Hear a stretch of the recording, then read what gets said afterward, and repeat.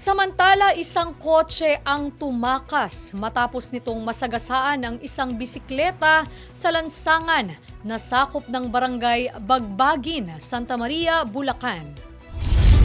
Sa kuha ng dashcam ng isang sasakyan, sa simula pa lang ay tila may mali na sa pagmamaneho ng driver ng kotse.